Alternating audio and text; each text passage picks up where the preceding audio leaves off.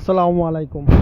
প্রজেক্টটির দুইটা এন্ট্রেন্স, বাইরে প্রবেশ জন্য এর আরও একটা গেট, এখান থেকে পিছন দিকে আর একটা গেট আছে। ইসিবি চত্বর চলে গেছে, এটাও অল্প 200 গজ হবে সামনে ইসিবি চত্বর একদম।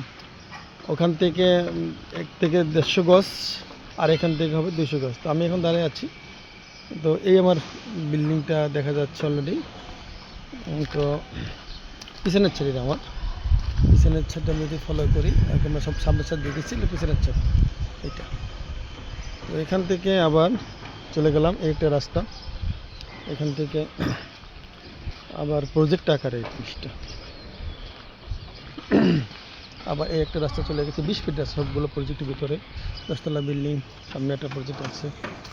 এখান থেকে 3 রাস্তার মোড় হয়ে এই যে বামে এন্ট্রি করি চলে গেলাম।